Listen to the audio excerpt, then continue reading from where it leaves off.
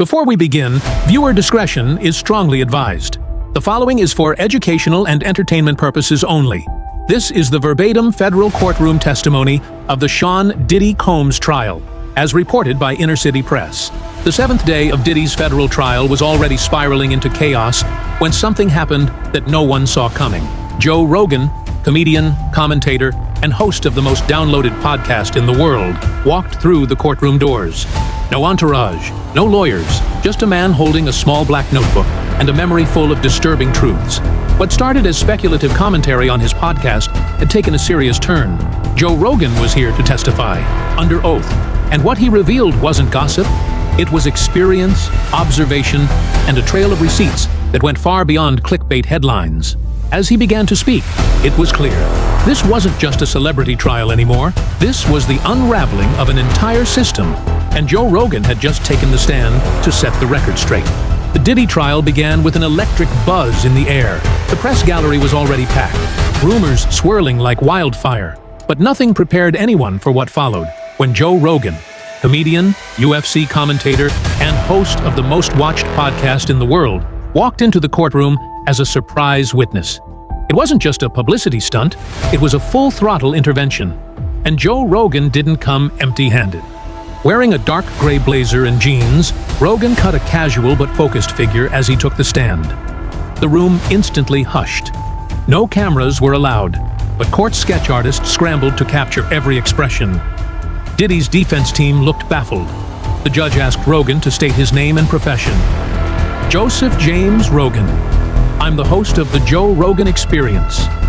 He didn't waste time. I'm not here to gossip, he began. I'm here because I've been given first-hand accounts from guests on my show. Accounts that connect deeply to what's happening in this courtroom.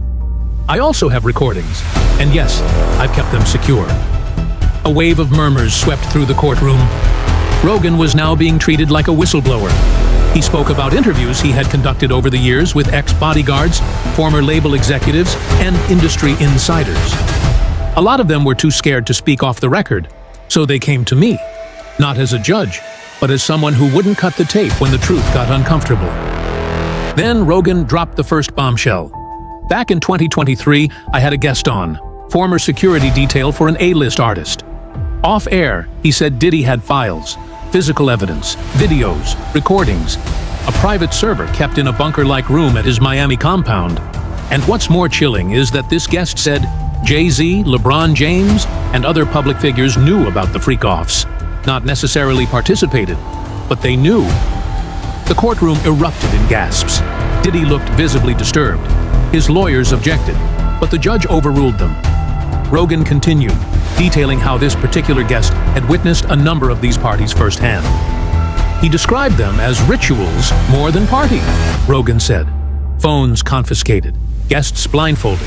The term freak off was code inside the industry, and everyone acted like it was normal. The prosecution asked if Rogan had brought any recordings. He nodded. I submitted excerpts to the DA's office before coming here. They contain audio of unnamed insiders talking about these events. Some of the voices have been verified by forensic audio teams. As the judge ordered those recordings to be officially logged, Rogan said something that made every juror sit forward. I've had Navy SEALs on my show. I've had conspiracy theorists, professors, even CIA whistleblowers. And I've never heard anything this disturbing come from the lips of people so high up in entertainment. He looked toward Diddy and finished part of his statement with a quiet fury. This isn't just celebrity gossip. This is systemic abuse, hiding behind platinum records and red carpet smiles. As Rogan settled further into his testimony, the court permitted him to recount specific stories shared on his podcast over the past several years. He explained that he had been piecing together a disturbing pattern since as early as 2018. One of my early guests was a tour manager for a popular R&B act. He came on to talk about the dark side of the music industry, drug culture, pay-for-play, and NDAs. But during the break, he told me something different. He said Diddy's parties weren't just indulgent, they were dangerous. Rogan emphasized that many of these conversations never made the final cut. People were scared. One guest asked me to blur his voice, distort his name, and even record his segment in a remote cabin. He then mentioned a producer who had been invited to a Diddy-hosted event in 2015. He told me what he saw there left him shaking. Cameras hidden in smoke detectors, people slipping things into drinks, A-list celebrities pretending not to notice. Joe read from notes taken during that off-air interview. He said, and I quote, "I saw people being filmed against their will, and Diddy called it leverage." The judge asked if these claims were verified. Rogan clarified, "Many were anecdotal, but too many lined up to ignore. These weren't rumors passed in hallways. These were detailed accounts, timelines, locations, multiple people describing the same set of behaviors." He explained how he kept a private archive of these unaired stories, protected by NDAs he crafted with legal advisors. "I didn't want to be sued into oblivion, but I also didn't want this stuff buried." Then he referenced the Jane Doe lawsuits. "I started connecting dots when names and behaviors in those lawsuits matched what my guests had been whispering for years." At one point, he revealed that a prominent music video director came to him in 2022, sobbing. He told me he had footage, unreleased, uncensored, of one of Diddy's parties. Said he was too scared to go public, but he'd been blackmailed into filming these events for over a decade. Joe concluded by saying, "This isn't a court of opinion anymore. This is a reckoning. And I'm here because people who trusted me with the truth deserve to be heard, even if they're too afraid to show their faces." Joe Rogan took a deep breath before pivoting to the moment that made headlines across the world. Elon Musk's unexpected remarks on his podcast about Jennifer Lopez and Diddy. "It was casual at first," Joe said. "We were talking about Hollywood hypocrisy, how certain celebrities speak up about politics, but stay dead silent when it's about people they actually know." Elon brought up Jennifer Lopez. The courtroom leaned in. He said she dated Diddy, went to his parties, knew what he was like. Why hasn't she ever warned anyone? Rogan paused. That clip exploded. It got millions of views. But what struck me was how fast people jumped to defend J.Lo, rather than asking what she might be hiding. He reminded the court of the 1999 nightclub shooting that led to Shine's prison sentence. Jennifer was in the car when the gun was allegedly thrown out the window. She said Diddy didn't do it. He walked free. Shine went to prison. And Jennifer? She kept dating Diddy for 2 more years. Joe let that sit with the jury before continuing. What does it say when someone walks out of a shooting, helps protect the man arrested, and stays with him while someone else takes the fall? He then added a chilling line. What happens if you're only perfect for the devil? Rogan pointed out that while many celebrities posted about Diddy's philanthropy, none spoke up when the lawsuits started piling up. Where was J.Lo when the freak-off tapes were mentioned? Where was she when Shine finally told the truth about 1999? He ended with a pointed statement. I'm not saying she did anything criminal. I'm saying silence in the face of abuse is complicity. And too many people in Diddy's orbit have mastered the art of disappearing when the cameras turn. Joe Rogan leaned forward as he returned to a story that had haunted him for months, a tale involving what one of his off-the-record guests called the bunker. A former bodyguard who worked at Diddy's Miami compound came on my show in 2022, Rogan began. We didn't air that segment, he got cold feet. But what he told me, off mic, stuck with me. According to Rogan, the bodyguard described a reinforced basement-like vault buried beneath the estate, accessible only by biometric scan. Inside it, the witness claimed, were dozens of encrypted hard drives. He called it the black box, said it was Diddy's insurance policy. Rogan explained, footage of freak-off parties, blackmail material, contracts, hidden camera videos, and not just of random people, of celebrities, executives, politicians. The courtroom gasped. Diddy's defense team visibly squirmed. One juror reached for their water glass with trembling hands. The man told me he once walked in during a backup session. There were racks of servers, all air-gapped. He didn't get far. A guy with a gun told him to leave the room immediately. That's Diddy's church, the guard said. Joe paused. That phrase stuck with me. Diddy's church. Because whatever was in that room, it was sacred to someone. Sacred because it held leverage. The judge allowed the prosecution to enter Rogan's affidavit containing this account into evidence, clarifying that although the physical existence of the vault hadn't been independently verified, corroboration from multiple podcast guests made it relevant to establishing a behavioral pattern. Rogan explained that 2 other guests, both stylists who had worked with bad boy artists, independently described a downstairs room where security cameras were facing inward. One even said she was asked to sign an NDA in that very room, after noticing what looked like a disguised peephole embedded in the mirror. That's what's chilling, Rogan said. People described these spaces, these rituals, in the exact same way, years apart, from different walks of life. Then he revealed something the courtroom hadn't heard before. 3 months ago, a whistleblower reached out to my team anonymously, claimed they worked for a third-party data recovery company in Miami, said they were hired to extract encrypted video from a corrupted server, claimed some of it showed guests at Diddy's events in compromising situations. I didn't air it, but I archived it. Because if this trial reaches federal seizure level, the government might already have that drive.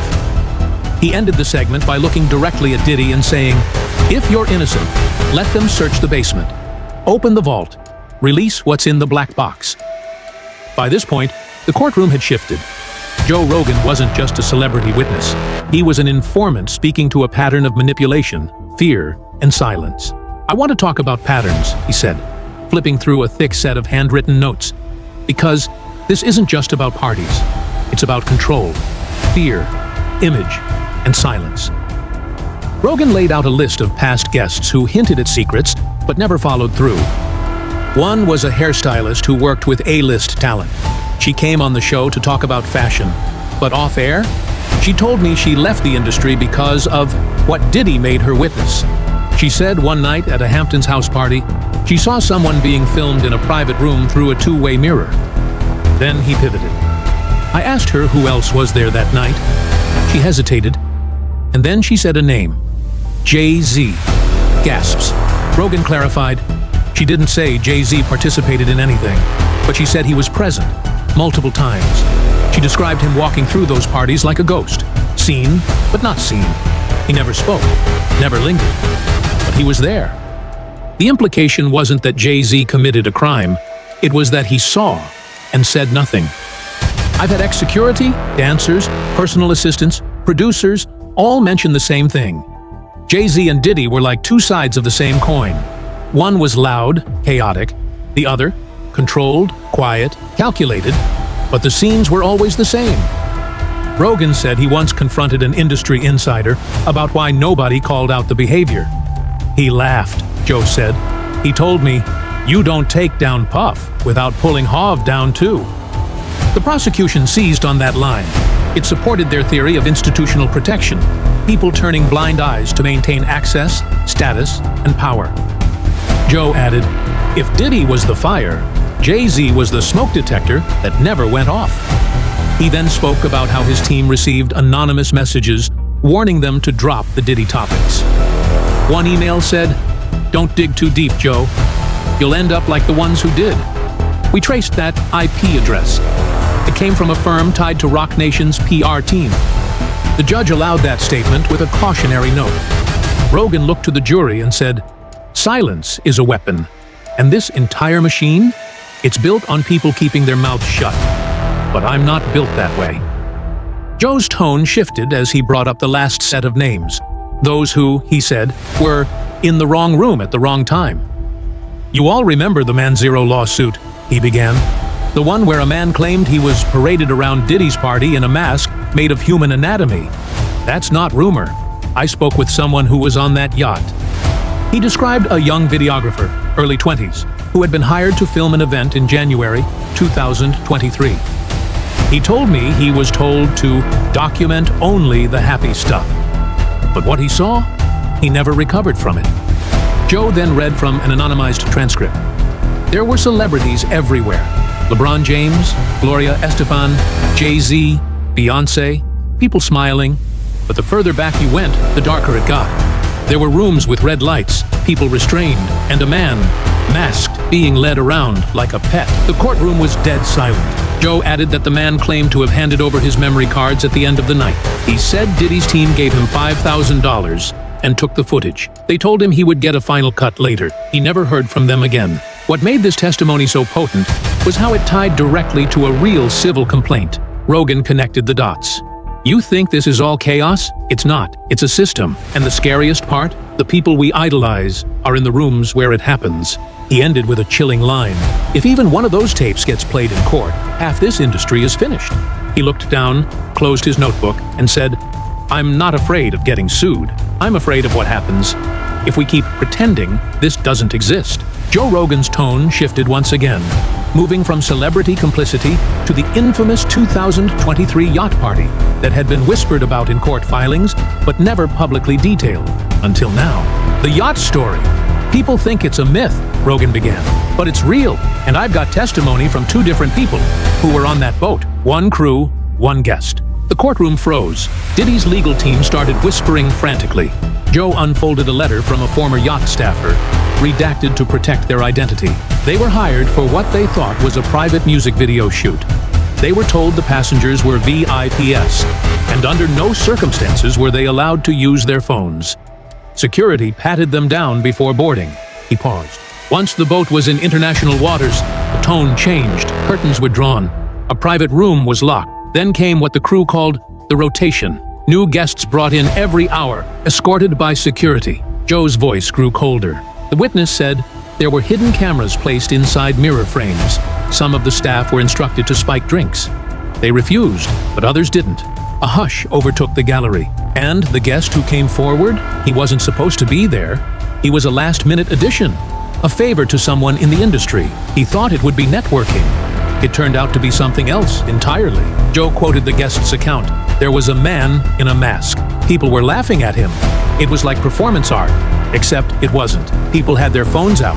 Some of the people watching were very, very famous. One of those names, Rogan said, appeared in multiple testimonies. Gloria Estefan. No one's saying she participated in anything, he clarified, but her name came up, just like LeBron's, just like Beyonce's, just like Jay-Z's. It paints a disturbing picture. Joe then dropped the biggest detail yet. The man said that after the yacht docked, he was offered money to forget what he saw. He refused. 2 weeks later, his apartment was broken into. Only thing taken? His external hard drives. The court ordered the statement entered into evidence. Rogan looked at the jury. People risked their lives to speak the truth, and others were paid to forget it. By now, Joe Rogan's testimony had shifted the mood of the entire trial. No longer was this about celebrity antics. It was about systemic intimidation, power, and blackmail. "Let me talk about leverage," he said plainly.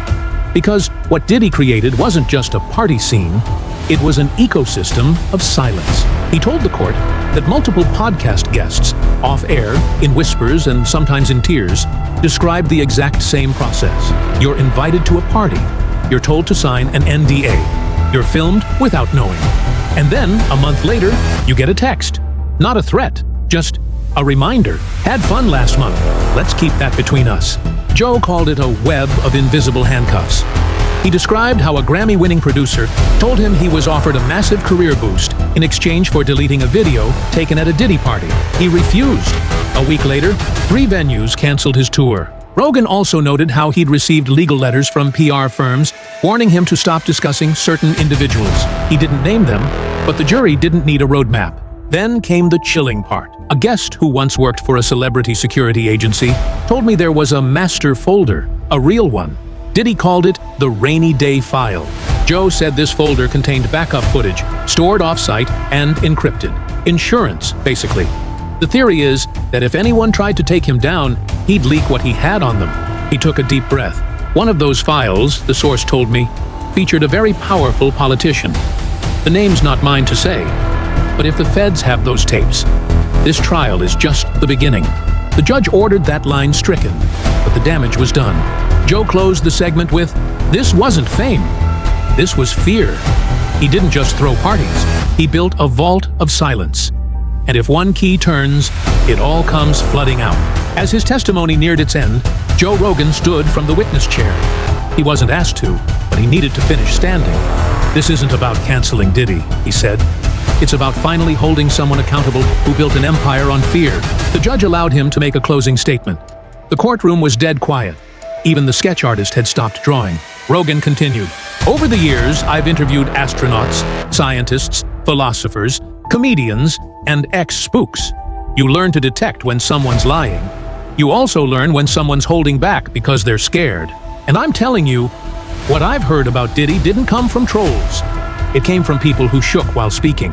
People who looked over their shoulders every 10 seconds. He paused. If the feds don't find the footage, the public will. Someone, somewhere, has it. And when it comes out, this courtroom will look like a warm-up act. He then glanced at Diddy. I don't know if you started this. I don't know if you inherited it, but I know you kept it going. And now, you're watching it crumble from the inside out. The judge asked if Rogan had anything else to add. He nodded slowly. I've said a lot on the mic. Some of it dumb, some of it funny. But this is the one time I needed every word to count.